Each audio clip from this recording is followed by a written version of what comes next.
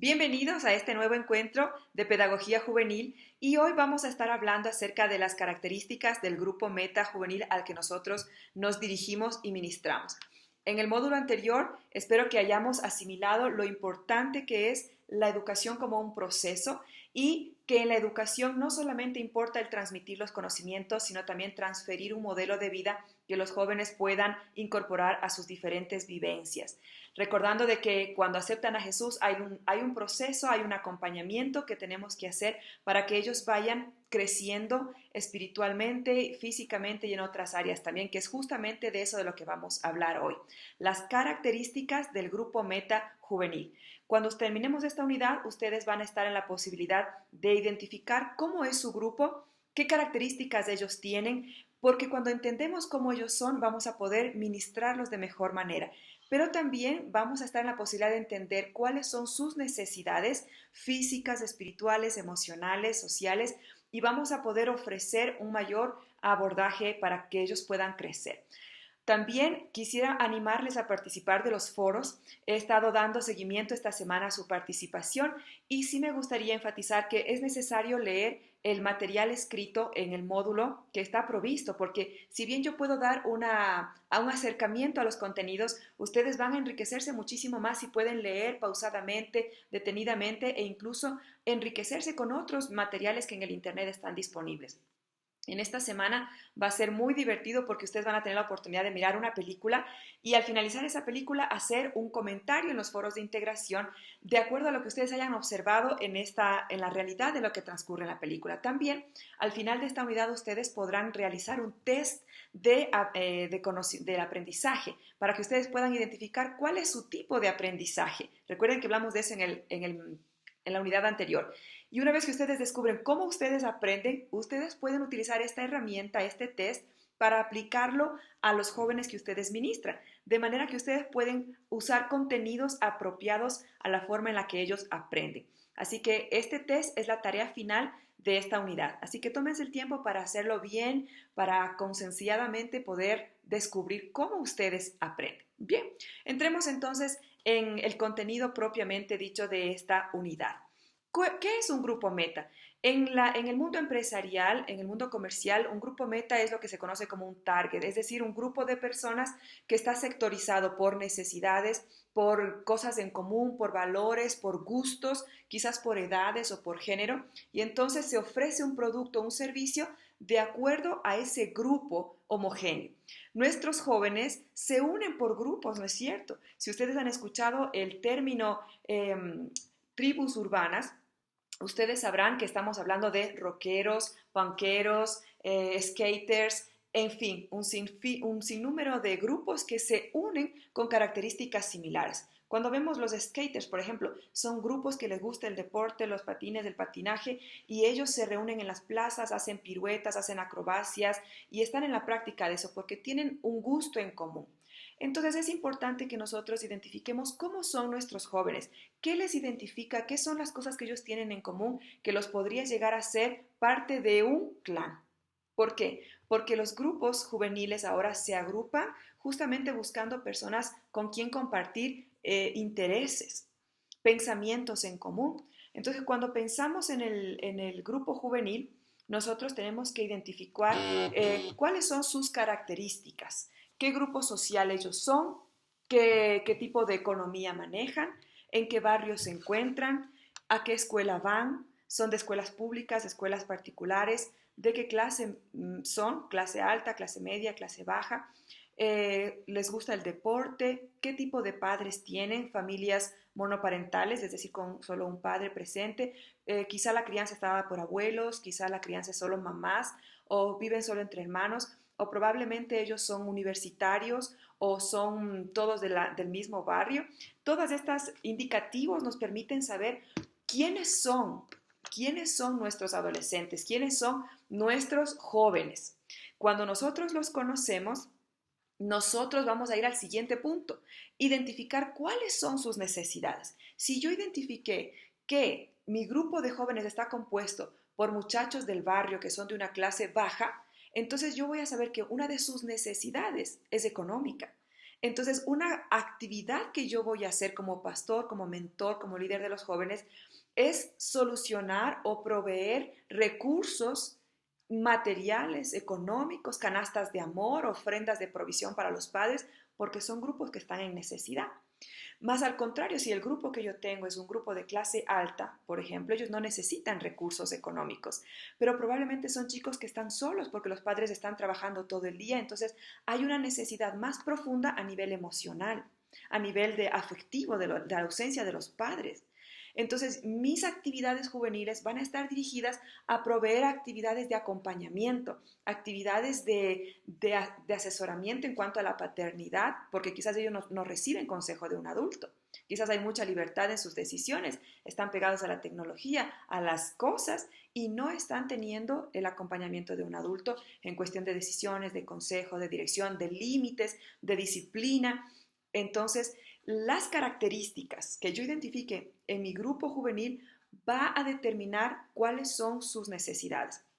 Si es un grupo de universitarios, no sé cómo sea en su país, pero por ejemplo aquí en Ecuador los jóvenes tienen que viajar a otras ciudades para estar en la universidad. Entonces son jóvenes que obligadamente tienen que volverse independientes, pero también tienen que agruparse con otros estudiantes, vivir solos, aprender a cocinarse, aprender a atenderse.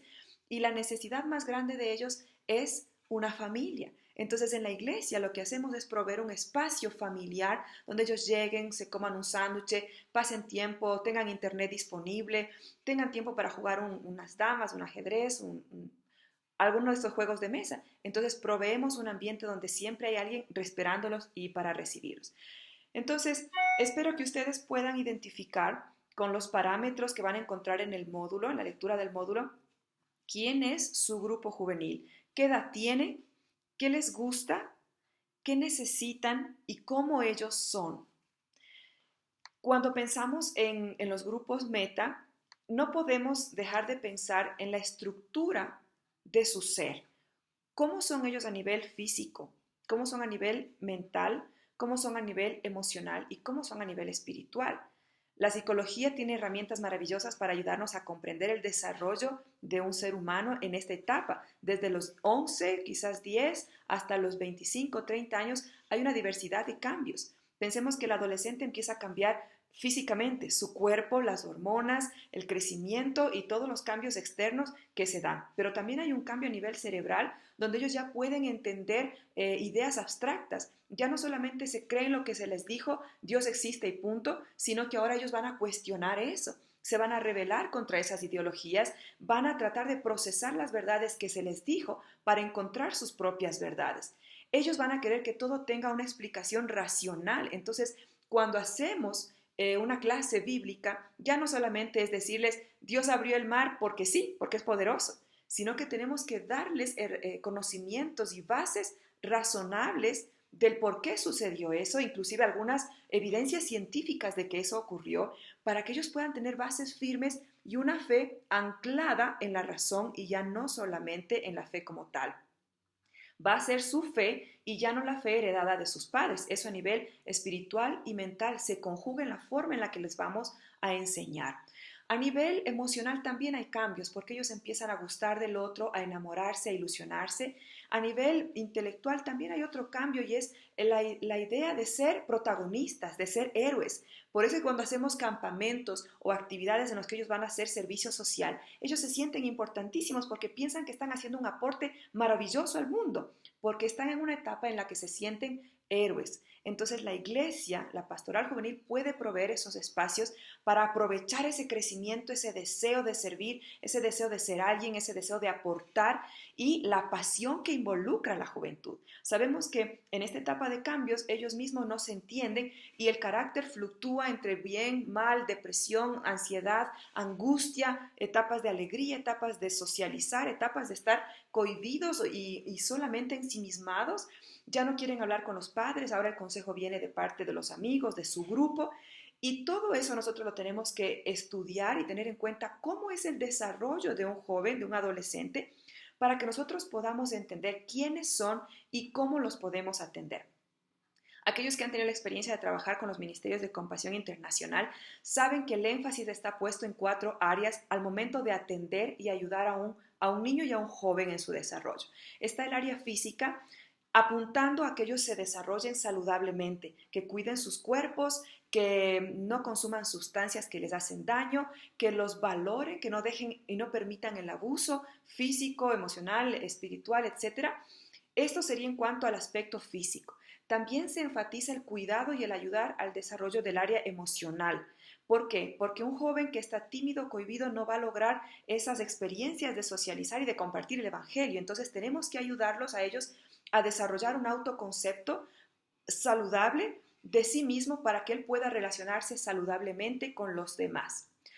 Tratamos de atender también el área cognitiva, es decir, descubrir las capacidades que tiene para que él pueda ver que sí puede y que en aquellas áreas que no le es fácil aprender, la iglesia, la pastoral juvenil puede ayudarle con apoyo, con asistencia, con maestros de ayuda y también descubriendo las capacidades, como hablamos en la unidad anterior, de las que ellos sí poseen y pueden sacarle provecho. ¿Por qué? Porque queremos que este adolescente, joven, llegue a ser un adulto que le guste el conocimiento, que desarrolla una habilidad que le sirve para la vida, para que él pueda autosustentarse.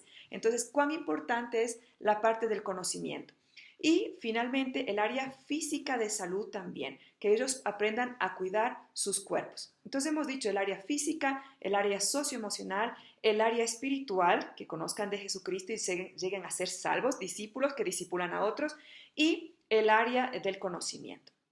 Nosotros como iglesia y en la pastoral juvenil tenemos que acompañar este desarrollo. Cuando conocemos que en cada una de estas áreas hay una necesidad, la reunión de jóvenes no va a estar enfatizada solamente a aprender de la Biblia, va a ayudar a que socialicen, a que aprendan algo nuevo, a que desarrollen una habilidad, a que hagan ejercicio, a que se vayan a hacer un básquet, un vóley, algún deporte juntos y estamos trabajando las 4 áreas de desarrollo, cuando sabemos que son las necesidades de nuestros grupos juveniles. Entonces, cuando tenemos esto en cuenta, podemos hacer una pastoral más apropiada, enfocada en el grupo que tenemos. Si nuestros grupos son solamente muchachitos de entre 11 a 15, entonces no vamos a pensar en las necesidades de un joven de 19, de 20, 25, que probablemente están pensando en la profesión, en armar una familia, en independizarse. Nuestras actividades no van a estar enfocadas a eso, van a estar enfocados en el cambio físico, en las emociones, en el sentirse seguros. Esas van a ser nuestras intervenciones como pastoral. Por eso reitero qué importante es conocer la necesidad y el tipo de grupo al que nos estamos dirigiendo. Inclusive podemos, si tenemos un grupo muy numeroso de jóvenes, entre adolescentes, preadolescentes, jóvenes adultos, sectorizarlos y dividir los grupos juveniles para que ellos puedan ser atendidos de acuerdo a sus necesidades más homogéneas. No descuidemos que hay que aplicar una pastoral a nivel de necesidades también como son el noviazgo, por ejemplo, la preparación para el matrimonio, una pastoral para grupos universitarios, una pastoral de pronto para jóvenes que no viven con padres, para madres adolescentes solteras, de pronto para una pastoral para adolescentes casados, porque en nuestras sociedades latinoamericanas hay este tipo de problemática. Entonces, pensemos la necesidad de nuestros jóvenes de acuerdo a cómo ellos son, al contexto en el que viven y sus características físicas, económicas, sociales, familiares, etc. Bien, espero haberles dado un panorama sobre esto. Si tienen inquietudes, hay materiales maravillosos que pueden aportar aún más y, por supuesto, estoy aquí para resolver sus inquietudes y sus comentarios. Dios les bendiga, una buena semana.